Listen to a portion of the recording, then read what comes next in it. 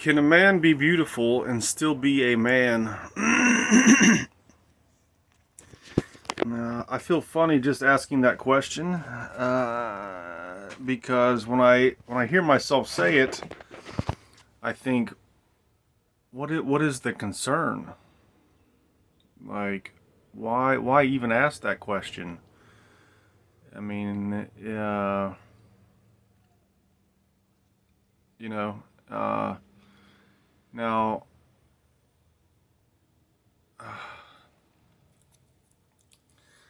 I don't think that I feel like I don't need to say this, but I do feel like I probably should say it just in case because uh, it seems like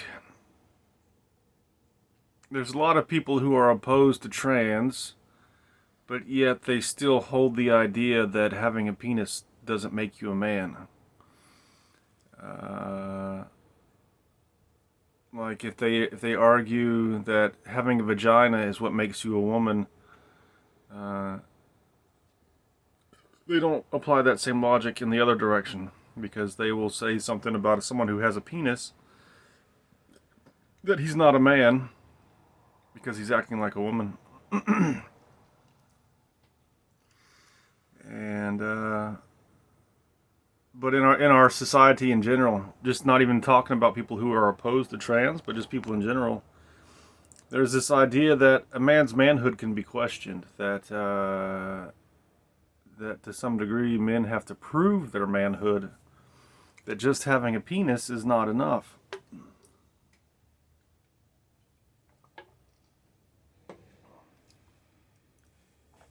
For example, if two men are facing off and one of them just turns around and walks away, some people might say he's not a man, even though that might be what Jesus would have recommended. you know, some people might say that's just not what a man does. A man doesn't walk away from a fight, or what else?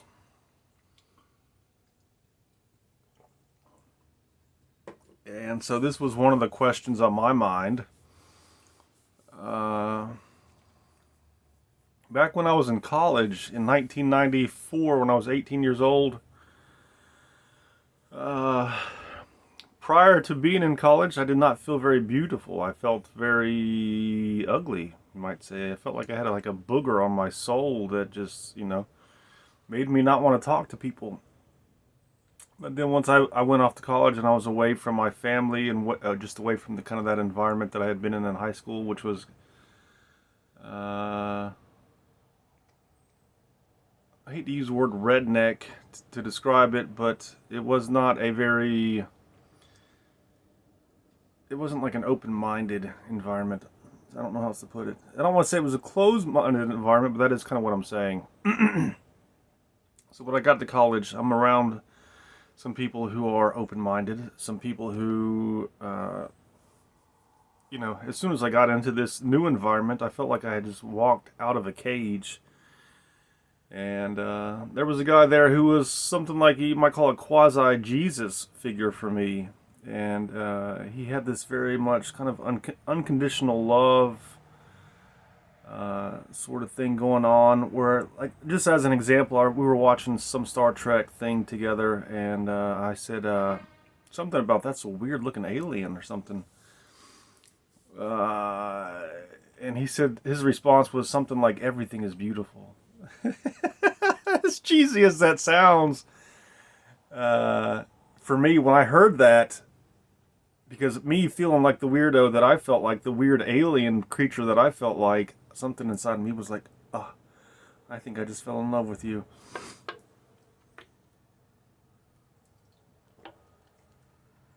But it was during around that in this same time when I remember like sitting in his room just thinking, I am beautiful. I am a beautiful man.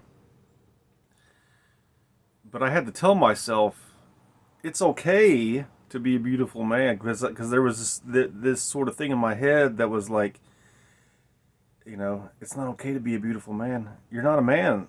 You're not a man if you're a beautiful man. And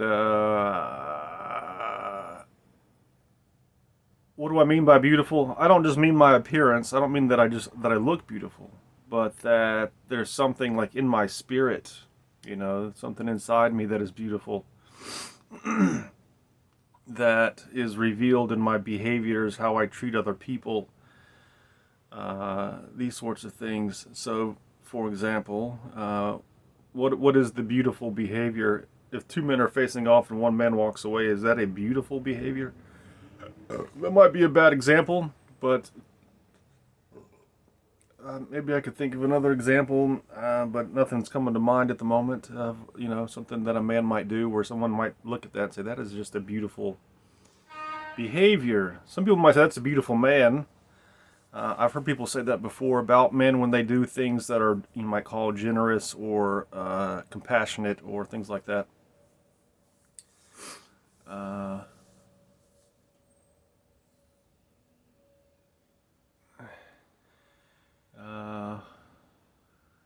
But I did spend a lot of time studying religion, and over the course of studying religion,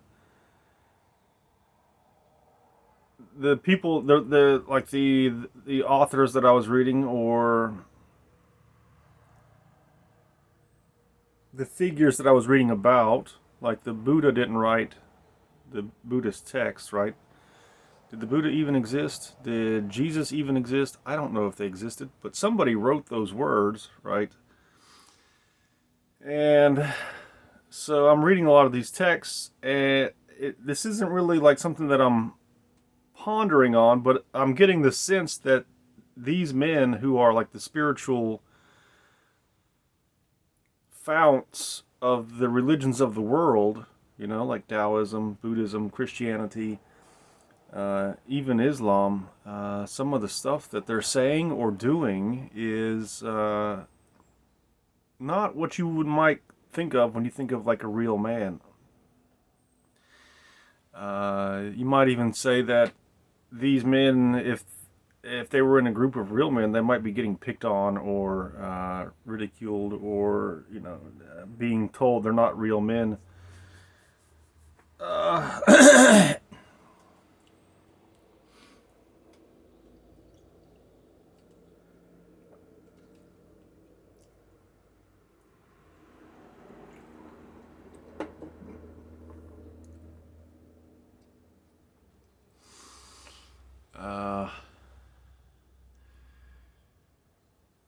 But were they beautiful?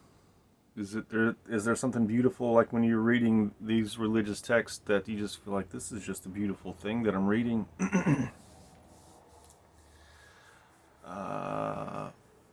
Someone like Shakespeare, I would say, like when I read Shakespeare, I just think Shakespeare, whoever wrote this, whether it was a man or a woman, this was a beautiful person. This was just somebody who's, their insides, their thought processes, their way of looking at things is just, sublimely, I almost said sublimely just beautiful. But when you read Shakespeare, you might get the impression that Shakespeare was kind of a sissy,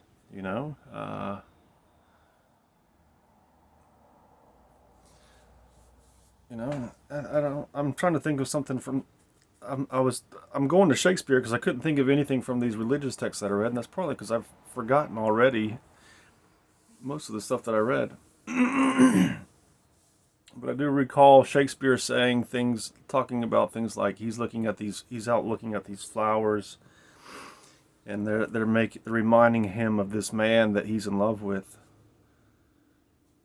Is that something a real man does? Writes about? Maybe. Maybe a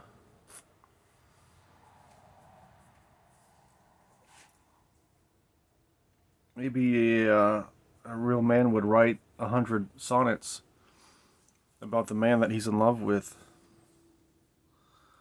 Is that what a real man does? That's what Shakespeare did. It wasn't 100, it was 120 sonnets that he wrote to a man. And and that one of those was the very, I think it was, I don't know how famous it is. I've heard it, I've seen it in movies before, but it's the "Shall I compare thee to a summer's day? Thou art more lovely and more temperate." Shakespeare wrote that to another man. It's a very beautiful poem. Very beautiful poem, and it just make when I read it, I think this is not just a beautiful poem. This is a beautiful person, and it makes me think the person he's writing to is also a beautiful person. But you know, if I met these people, would I say, ah, they're real men, or would I say, oh, these are a bunch of sissies? You know.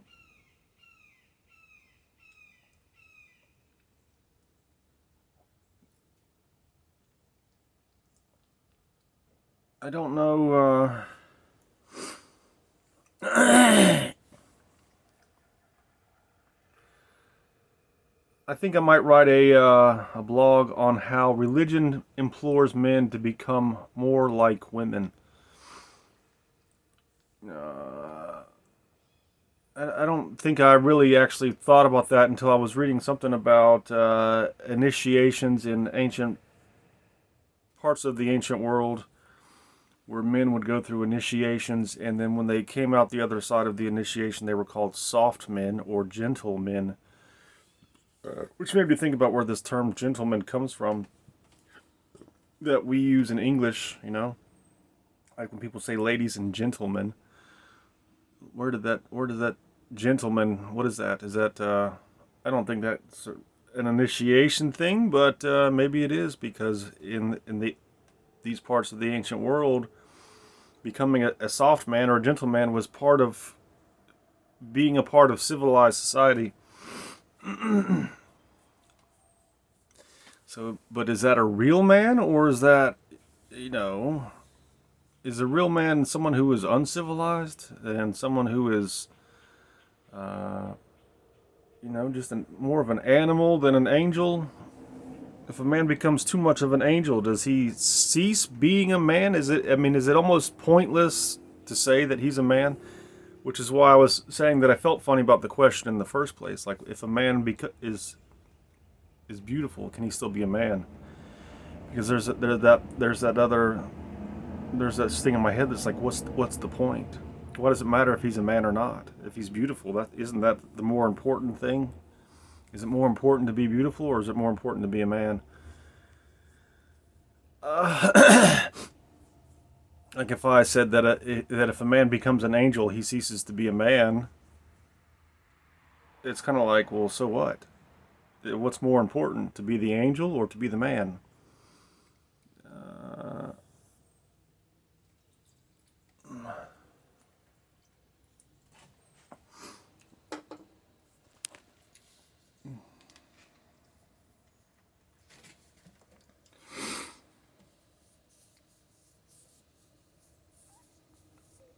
Oh, me. And is it even necessary? I don't know if it is necessary. This is one of the things that I've wondered about, because I have seen in religion also this thing where men ritualistically, or what else might we call it? They participate in transgender behavior, which is to say that they cross dress, or they will perform songs meant for women. And a lot of times it is in a ritual setting. For example, in the religion of Aphrodite, it was customary for men to dress as women and for women to dress as men.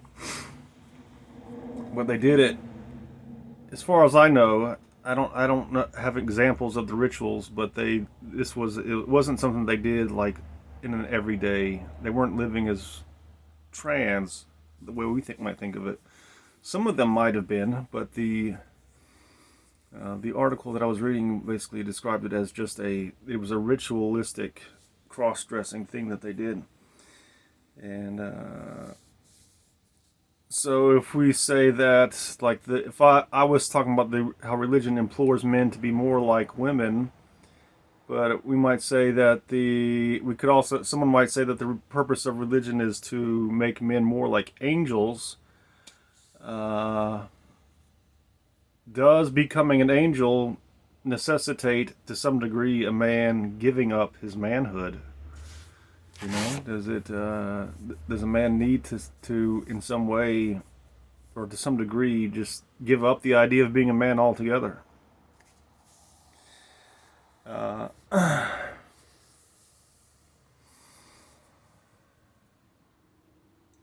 I, I wondered about that, especially after studying Buddhism and the idea. Now, there are different interpretations of what the Buddha meant when he said in the passage that is sometimes translated as the cause of suffering is attachment. Some people will translate that as the cause of suffering is craving. If I'm not mistaken, the word, I forget what the word is, the original, because the original word was Sanskrit. I think it was, I want to say moksha, but I'm not sure. But the literal translation of that is thirst. So if you were to translate that in a word for word way, that would say that the cause of suffering is thirst. But that doesn't make a lot of sense to. So people have tried to interpret that and, been like, what does that mean? So you get things like the cause of suffering is desire, the cause of suffering is craving, and the cause of suffering is attachment. Which is what I think might have been the first translation that I saw of that. And, I was reading about this, and I was reading about things like attachment to material goods, attachment to social status, attachment to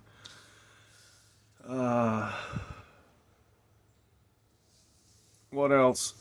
What I never really saw mentioned in that was the notion of being attached to manhood, or you might say the ideas of manhood, or the ideas of my own manhood, like I was talking about before, how men have to prove their manhood. So let's just say that I'm doing things to prove my manhood, like I'm getting in fights. I got a big pickup truck. I got 50 guns. And now I become a Buddhist, and my master is telling me that I need to give up my attachment to manhood, and or something. Maybe he didn't say that, but maybe these objects that I associate with manhood, right?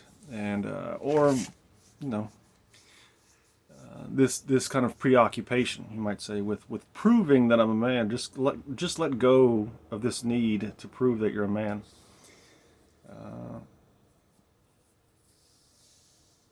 That was never something I really heard talked about, but this was something that I came upon on my own, just from reading the Buddhist stuff and from reading these other things about religious ritual, cross-dressing, and things like this, because I was wondering, like, why would a religion require people or prescribe to people that they cross-dress?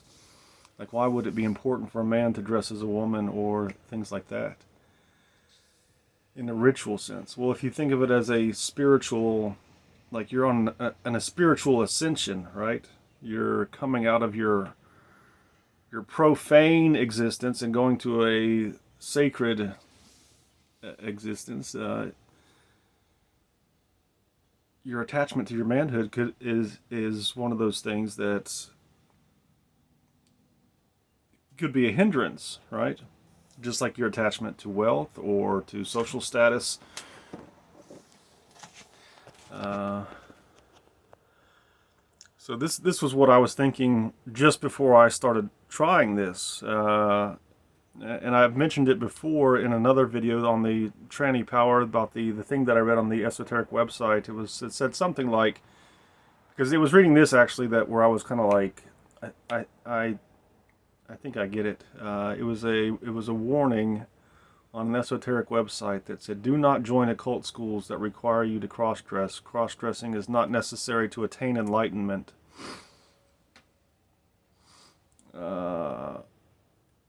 That's right. That was when it really kind of, the thought process started to go, why would an occult school require people to cross-dress?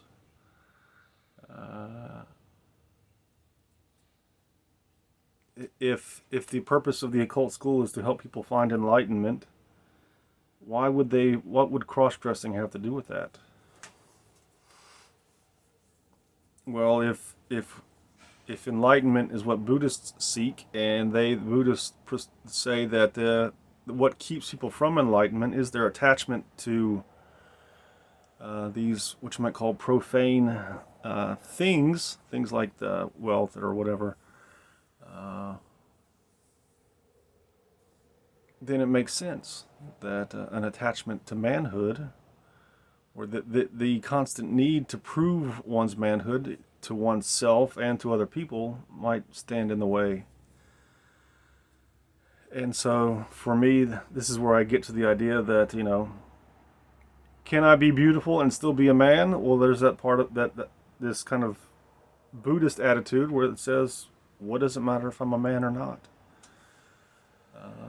Why not just give up the idea of being a man altogether?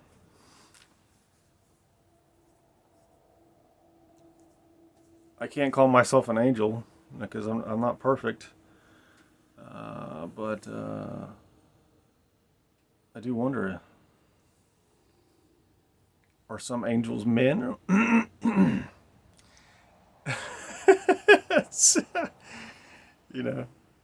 But I don't know. I'm out here in the weeds a little bit. Out here in the weeds. Uh,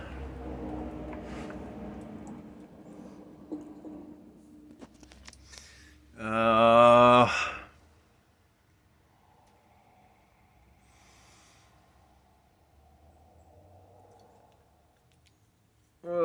uh, uh, uh.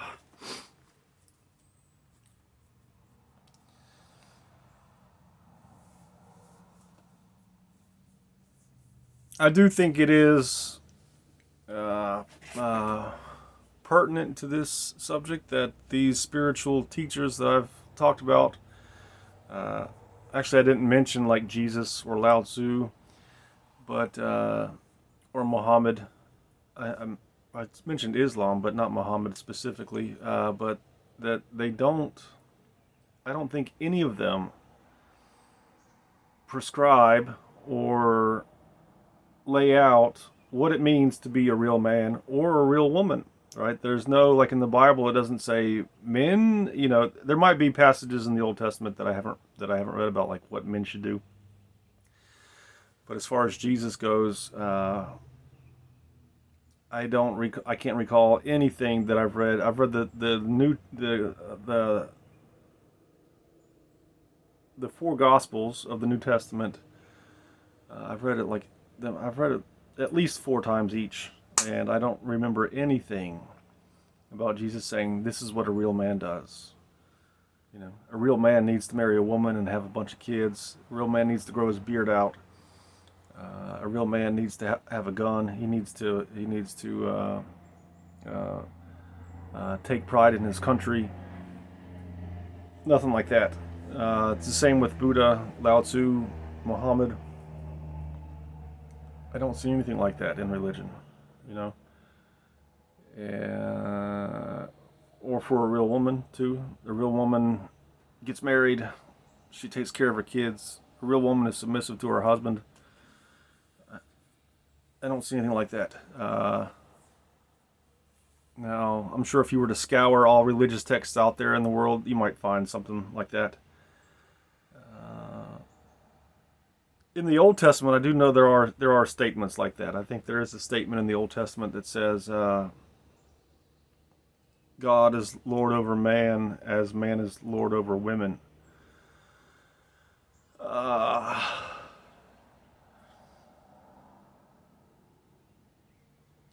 Something like that. So you might find stuff like that in religion in general, but actually, there was the Sufi poet Rumi did say that real men are submissive to their wife. So, there's that. It could be that's one of the things that I remember because it was so, just this caught my attention. Like, what? Who says that? Where did that idea come from, that real men are submissive to their wife?